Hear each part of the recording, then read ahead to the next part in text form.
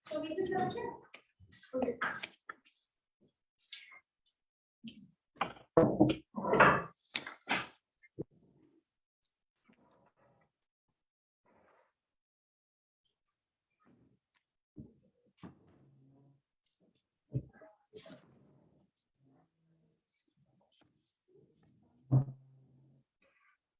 Have copies to go around or more?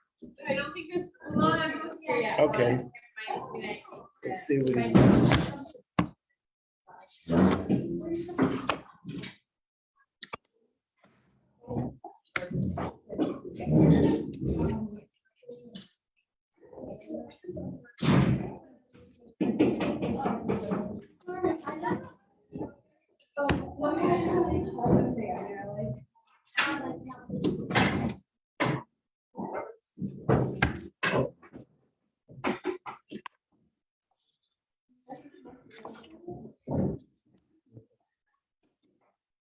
Every work here. She went to the university as well. The best city. Have you been to well? I love Canada. Okay, we'll get started.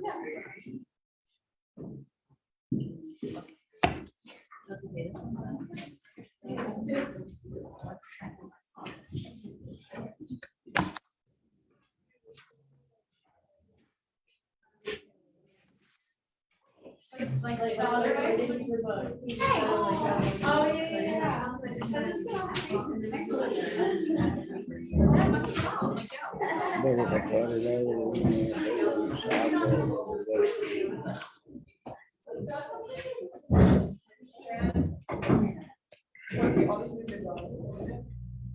I want to make well from city, so I hope it happens. Like there, a lot of well.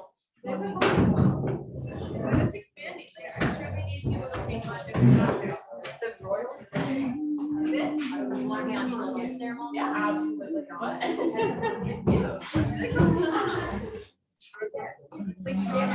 Like, it's not lucky enough to come to the well.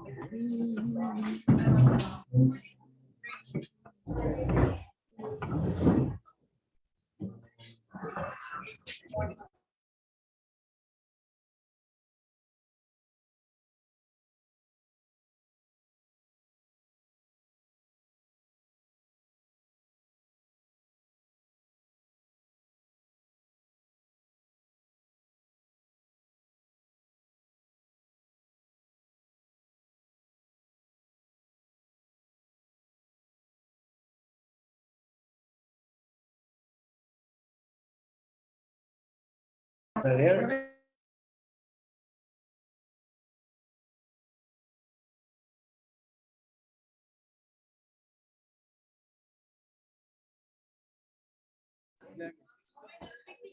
Okay. So today we're starting another topic, which is the topic of Tchias HaMesim. Oh, so why aren't we on the middle floor? I didn't realize we're having both together. No, we're not going anywhere. I'm sorry. Okay, it was my mistake. I didn't realize we're having both classes together. Such a confusing day today. Can't blame me, right? We don't have any more copies. I'm sorry. Mrs. Yavi is not here either, so we don't have more copies.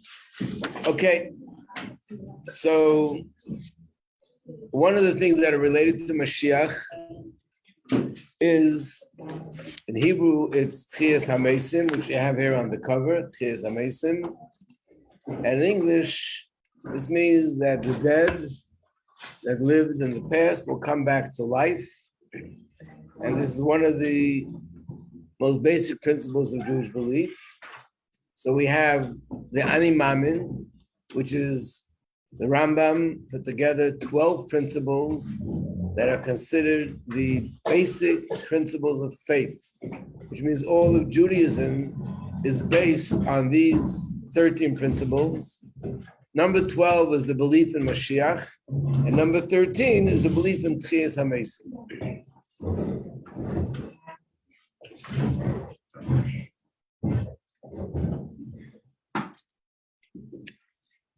But you see in the first page, when you open the booklet, so you'll share it with whoever's sitting next to you, because we don't have enough booklets, is something from the davening. In Shmon Esrei, which means for those, let's say, men who daven 3 times a day, Shachris, Mincha, and Ma'ariv, they mention this 3 times a day. And that is when we know that the Shmon Esrei is divided into 3 parts. The first part is sort of addressing the king, addressing Hashem. And when we address Hashem, we pronounce his praise. The middle part is requesting from Hashem.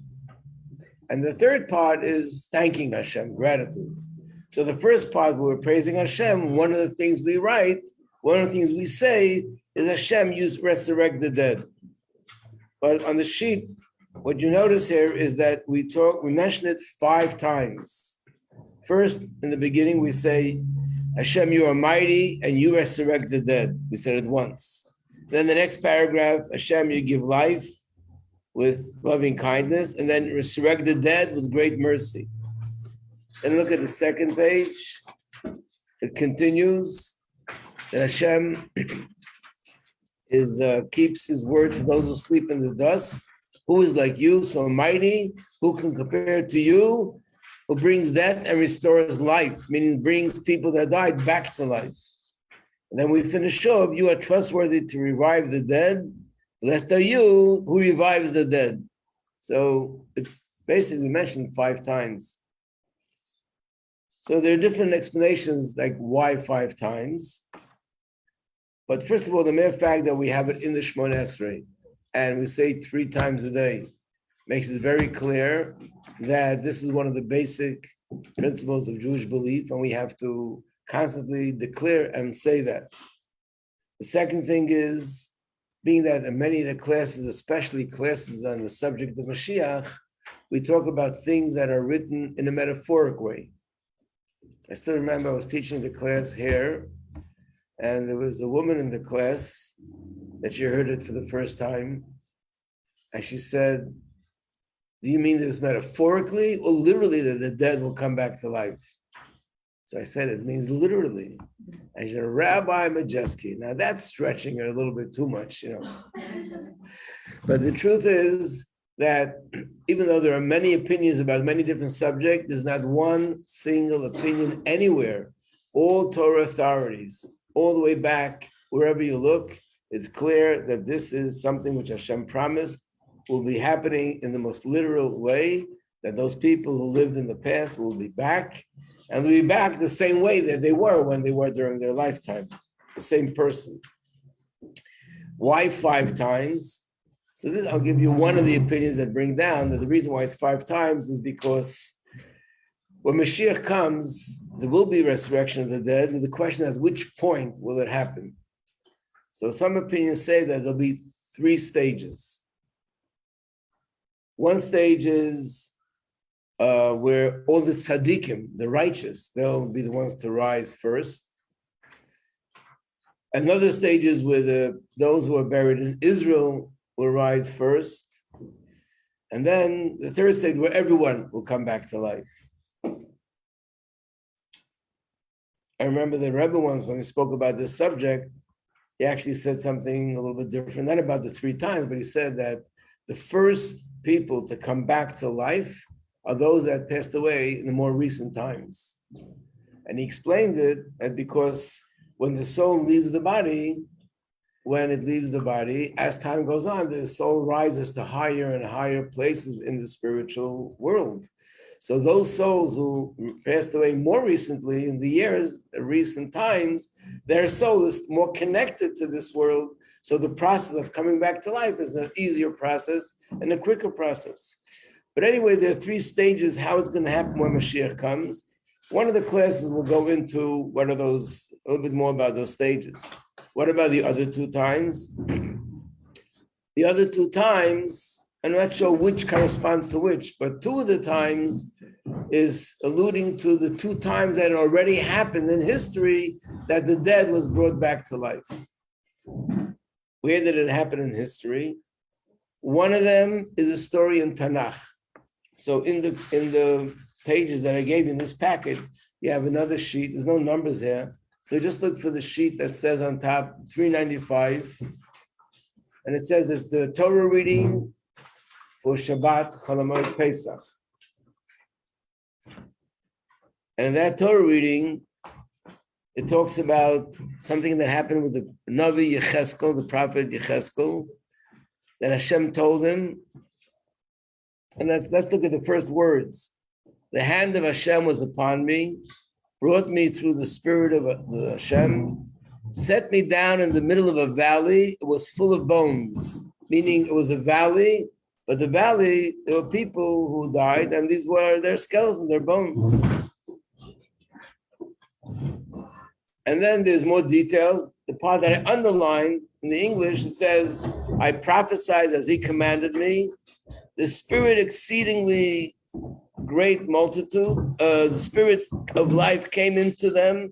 They came alive, stood up on their feet, and it was an exceedingly great multitude. In other words, there were many people. And then it comes along with a message. But here was a story that Hashem sent them to a valley where there were a lot of dead people, and he brought them all back to life. So it happened once before. Then it happened a second time, also in Tanakh. And that story, we just had it not long ago in the Torah reading. It was a few months ago. But it was a story that there was a prophet whose name was Elisha. And there was a woman that she arranged accommodations for him. I know where we had it. We had it in the Mimer class at the second level. And this woman arranged the accommodations for him. And he said to her, what kind of bracha do you want? And she had no children. So he gave her bracha for next year, you'll have a son. She had a son. And then after he was a few years old, I'm not sure if it was 6 or 7, but very young, one day he complained that he's not feeling well. He went home to his mother, and it says that he died on her laps. She ran to the Navi, and she said, you gave me a blessing, and I told you, I'm asking you to make sure that the blessing will be something that will last. And look what happened. He went back to the house, and in the Torah is described how he breathed life into him, and he brought the dead child back to life. So that's another example of Tchias HaMesim, that Hashem brought this child back to life. So because there were 2 times that it happened in the past, and in the future it'll come in 3 stages, that's why it's mentioned here 5 times. That's one of the explanations. I also once heard that there's a professor, whose name is Professor Branover. He should live and be well and have a complete Refuah Shlema. He was a brilliant person.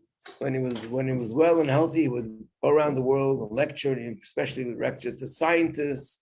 And he was brilliant in everything that he studied. And he told the Rebbe that the one place that he has a hard time explaining to people is Tchias HaMesim.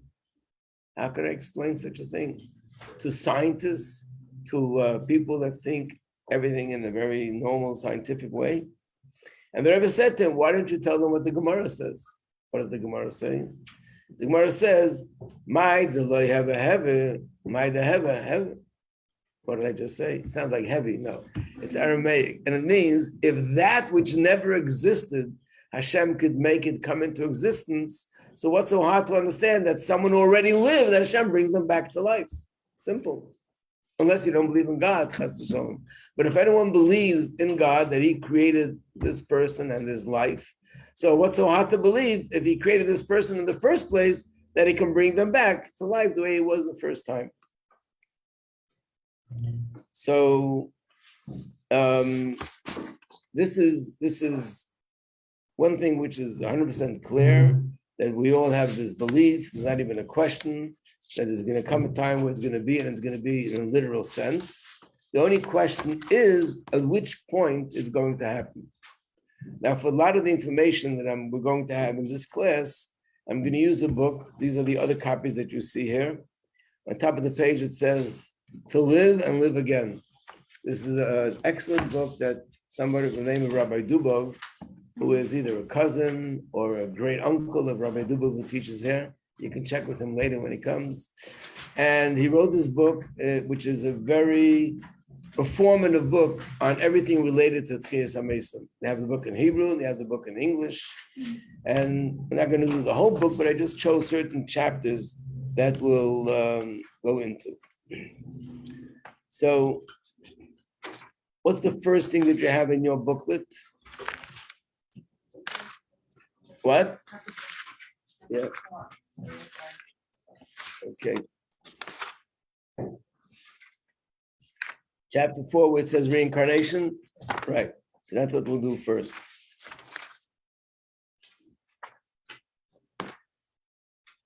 Well, this is a question that everybody asks. If we believe in reincarnation, that means a certain soul comes into this world more than once. That means that, in fact, according to Kabbalah and according to those who have the knowledge on this subject, what they write is that probably every single person in the world today is a reincarnation of someone who lived before. And that it might be a reincarnation of someone who lived even earlier, which means a soul could come to this world once, twice, 3 times, a few times, in order to fulfill whatever its mission is. So when Mashiach comes, which person will come back to life? Is it the person who lived 500 years ago, the one who lived 1,000 years ago, or the one who just lived 10 years ago? So the answer is they'll all come back to life. How can they all come back to life if it's the same one? So either it'll be this person or that person. So I think this is where we have the answer to this question. Let's look, let's read inside. This chapter, the above chapter, that's brought down that all major authorities, that the soul, after ascending from the body, will again be brought down into the body at the time of resurrection. This chapter deals with the concept of reincarnation. Okay. The Zohar clearly states, so the source is from the Zohar, which is the most authentic book of Kabbalah, says that a soul may descend to this world more than once. Moreover, the Arizal writes that every Jew needs to be reincarnated repeatedly until he has fulfilled all 613 commandments of the Torah in thought, speech, and action. Accordingly, one might ask if a particular soul has been reincarnated in a number of bodies, in which body will it be clothed at the time of resurrection? Will it be the body of this person, that person, or the other person? And in fact, there is an opinion that says whoever was the most righteous, that's the body that it'll come back to. But that really leaves us with a question for many reasons. One question is, there are many times where we find reincarnation of people who are both very righteous. I'll give you an example. We're going to be celebrating Pesach soon, and there's one part in the Pesach Seder that everybody, remembers because it's something so unusual, that Rabbi Elazar ben Azariah said, I'm almost like 70 years old. What does that mean, almost like? Is he or is he not 70 years old? Is he 69? So the Gemara says, no, he was actually 18 years old. So why is he almost like 70?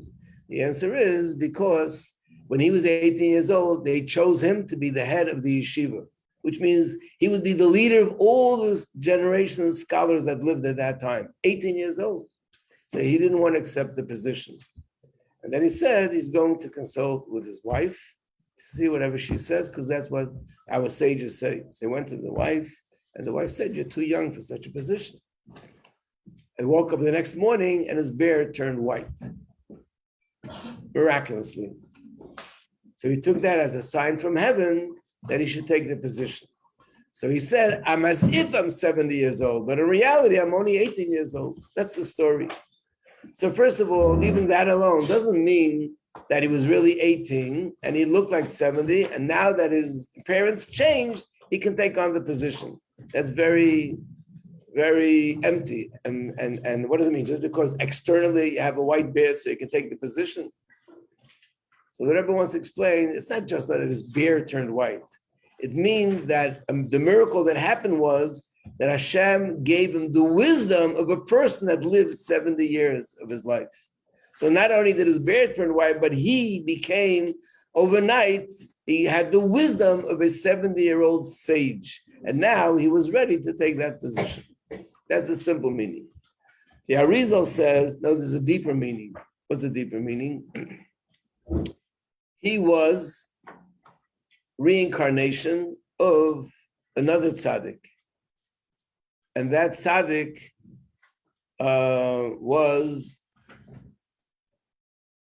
who was the other tzaddik who lived for 52 years. That was Shmuel Hanavi.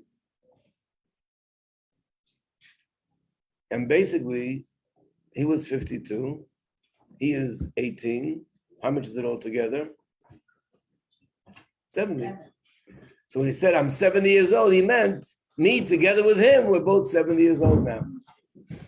Okay, that's an interesting way of knowing your age. By the way, when the Frierdiker Rebbe was arrested, it's a little bit different. They asked him, to fill out a questionnaire. So in the jail, they said to him, how old are you? So he said, 150 something years old. And the secretary looked up and said, are you cracking jokes here in this jail? You were arrested, you're in the Shpalerka. So he said, no, this is what it is. I'm not here as an individual. I'm here as a continuation of the Alter Rebbe, the Mittel Rebbe, the Tzemach Tzedek, Rebbe Marash, and my father. So altogether, we're 150 something years old. So that wasn't reincarnation, that meant something else. But here it was a reincarnation. So I am 70 years old if you count the 52 years of my previous lifetime. There's something similar with the Rebbe Marash. The Rebbe Marash lived to the age of 48. And he also said, I'm 100 years old. His name was Shmuel.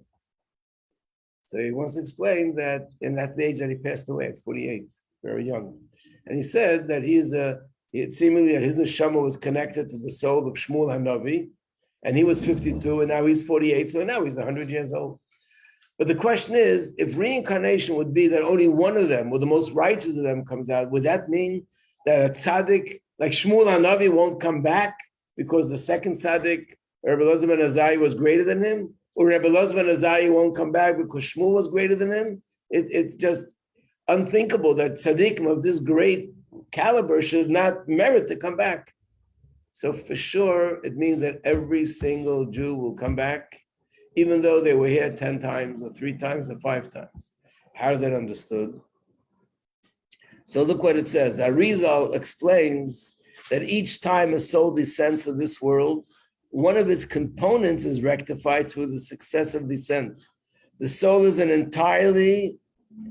rectified. Ultimately, each component of the soul will be resurrected in the body which served as its host. Let me explain that in simple language. Simple language means this is the best way, I think, the easiest way to understand it, that we're talking about a soul, not something physical. So, in fact, the soul is compared to a candle and a flame. So think of a flame. If you have a candle with a flame and you light another candle, the original flame is still here. What if you light 10 more candles? The original flames are still here, but all the new flames come from the original flame. When we say that another soul comes down to this world and it becomes a soul to a second person, the original soul is still connected to the first person. It means a certain aspect or component, as they put it, of the original soul becomes a new soul to a new person. So therefore, you can have 2 flames, 2 separate candles, but with a flame, it's nothing. With the soul, they're connected. One is a reincarnation of the first, but it's only a part of the original soul. So therefore, they now have 2 separate entities, 2 separate identities, and they're 2 separate bodies, and both of them will be back when Moshiach comes. And if the soul came down 3 times, 5 times, 10 times, all 10 of them will be back. That's the answer to the question. Rabbi Majeski, what will be these? No worries. Yeah. What will be the relationship between these people? Will they feel like family? Will they feel like what will it feel like being reunited with what? I mean, how will they relate to each other? So the truth is, I didn't see anything written about it. What you're asking makes a lot of sense, that if these 2 souls are so connected, then there must, like, for example, this rabbi that said that he's a reincarnation of Shmuel, he must have felt a connection to Shmuel. And then when the time comes and he actually meets up with Shmuel, they'll feel that they're connected. In a certain way, it's like husband and wife, which it also says that originally they were one soul, and then it splits into two separate souls. And when they find each other, they're reuniting what originally was one. And that's the deeper meaning to that chemistry that two people feel. Because you could meet someone, has all the qualities I'm looking for, everything, but there's just no chemistry. It doesn't connect. The connection is because in essence, they're really one. So it could be when Mashiach comes, you'll meet the people that the soul comes from the same source, and you'll be able to feel that there is a connection there. And then one other question, which is, so our neshama has a name, has a Hebrew name, which is like really relevant to our mission in life. Right. So wouldn't it make sense that every reincarnation, the soul should keep the same name? So No. why would multiple reincarnations have different? The reason is because you just read from the Arizal that each component has to rectify something specific. So it means maybe the general mission of all of them are the same. Like by the way, the Rebbe Marash, his name was Shmuel, and Shmuel HaNavi's name was also Shmuel. So there you see that. But in other cases, it could be that it is, in general, there's something in common, but each one has something more specific. Yes, Tia. Do you know how long these 3 stages will be? Like from the beginning to when everyone? So there is a number that's given. It says in the Zohar that Tchias HaMesim will be 40 years after Mashiach comes. However, our Rebbe says as follows, that it can happen actually much sooner. This is the way the Rebbe put it. It can happen in 40 hours or 40 minutes. What does that mean? It's just a play on words. And the Rebbe gave this example. It says in the Chumash that the Jewish people were in the desert for 40 years. Why were they there for 40 years? Why the number 40? Because when they went in the desert, there was a punishment for spying on Israel in a negative way. How many days were they traveling in when they were spying? 40 days. So because they were there for 40 days, they were punished for 40 years. So the Rebbe said, if 40 days could become 40 years, then 40 years could become 40 days. Again, it still sounds like it's a play on words. What is the meaning to it? So the meaning to it is like this. We know from many other sources that whenever there's a time slot for something in Torah, that something takes, let's say the Torah was given in 40 days. That's how long Moshe was on the mountain. A mikveh is 40 saw, a measurement. The flood lasted for 40 days. In the desert, they were there for 40 years, but again, the number 40. The Gemara says that when a student learns Torah from a great teacher, it takes 40 years till he could fully understand everything that he was taught. Again, the number 40, but in that case, it's 40 years. Certain things, there are different numbers. What are the numbers all about? So just like, let's say, Sfiras Omer, the counting of the Omer. We know that the reason why we count 49 days, because these are 7 weeks. Each week is supposed to be rectifying one of the 7 emotional attributes. And each one of the 7 contains in it all 7. 7 times 7 is 79. It's 49. If it's 49, so how come other things are just 7? Like a chas and a kala at a wedding, the kala and the family, the family, they all go around the chassan 7 times. Why not 49 times? Well, one reason is it'll be too cold outside for 49 times. It'll take too long. The kala and the chassan are fasting. It's really not a good idea. Okay. I'm not suggesting a new custom. I'm just asking, why not? Yeah. So the answer is, it's not just random. It has to do with understanding a little bit deeper what's happening spiritually. Then we'll understand, in this case, it's 7. In this case, it's 49. In another case, it says, you know why there's a number 70? Why were the Jews in Egypt started off with 70 people? The answer is because it's the 7 emotional attributes, and each one contains 10, so it's 70. Wait a second. By the counting of the Omer, you just said each one contains 7, so it's 49. Over here, you're saying each one contains 10, so it's 70. And how many people are there in the Sanhedrin, which is the highest court of rabbis in the Jewish nation? 71. 70 is because it's 7 emotional attributes, each one contains 10. And the 1 is on top of all the 70s. So here it's 70, here it's 49, here it's 7. So the answer is that it's in each place accordingly. In order, if we would understand the spiritual significance of each thing, we would see that here it needs to be 3. In a different case, it's 30. In another place, it's 300, and so on and so forth. So that applies to all the numbers in Torah. Yeah? I have 2 quick questions. Quick. So, Okay. One. What's the second one?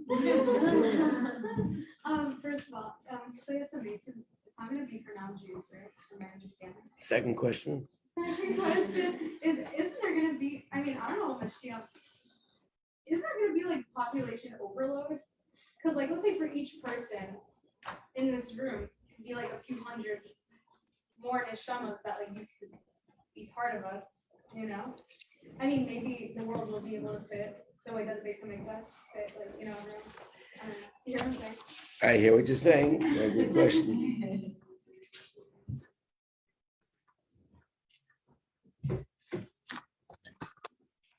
I would actually suggest that if you're going into any field of business, go into construction, because you're going to need a lot of housing for all these people that are going to be coming around.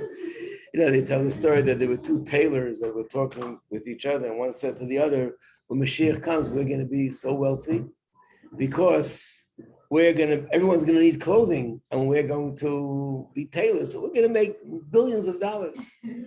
So the other guy said, yeah, but all the tailors will also be resurrected. We'll have a lot of competition. So the guy says, yeah, but we know the latest styles. They don't know the latest styles.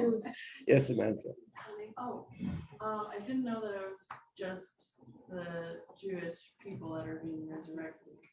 So what will happen to all of the? So there are opinions. I think it's somewhere in one of these sheets that we're gonna be covering. And when Moshiach comes, will the non-Jews that are living, will they respire? Like, will they die? Of course not. No.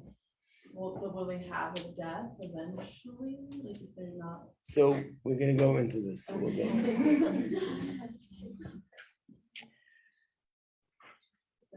So let me continue about the 40 years. You have to hold on to your question because it's going to take us off both of the questions, and we'll get back to it next time because I just want to finish this subject. So the explanation is that in every place it's accordingly, which means it means as follows. There's something that needs to happen, and this something has in it so many sort of details or levels. So when it happens, it plays out in 40 years or 40 days or 40 months because of that reason. In other words, the reason why the Torah was given in 40 days, it must be that there are 40 aspects or 40 levels within Torah. So it needed 40 days for each one of those levels to be transmitted from Hashem to Moshe. And the reason why the world had a flood which purified the world, and that flood lasted for 40 days and 40 nights, is also the same thing. Obviously, the process of purification has in it 40 levels, 40 things that have to happen in the process of purification. So each day, another one of those things happen. So when it says that it'll be 40 years for Tchias HaMesim, that means after Mashiach comes, we're going to have Tchias HaMesim, but that process, there are 40 aspects to it, so it'll need to go through 40 years. What the Rebbe is saying is, the 40 days turn into 40 years, and 40 years can turn to 40 days means that, okay, Hashem could make that these 40 aspects should play out not in 40 years, but in 40 months. It'll still be 40. Or it can play out in 40 days, or in 40 hours, or in 40 minutes, but it'll be 40 because there are 40 different aspects. And that'll have to do with our merit. To give an example, it says that when Mashiach comes, a woman will give birth instead of 9 months in 9 hours. What? Don't get scared, 9 hours. That's how we're not so many babies at the same time. Oh. But the question is, why 9 hours? Did you just say she'll give birth on the day that she conceives?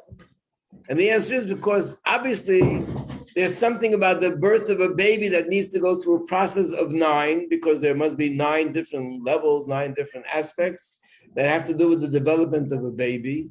So now that development plays out in 9 months. When Mashiach will come, it'll be out in 9 hours. And that's what the Rebbe is saying. So clearly from the Zohar, we know that it's 40. But the fact that it says 40 years, that doesn't have to happen necessarily as years. It can happen in 40 days, 40 hours, and so on. So this is something which is relevant to resurrection of the dead and many other things that you'll find that it says it must take so much time or so much time. The numbers are not necessarily have to happen in the way that it says in so many years. It could happen in much less, but it'll be the same number. Yeah. Is there like a probabilistic significance that's given to like the fact that like pregnancies are 40 weeks? I'm sure it's connected to the same thing. That's like the number. Yeah.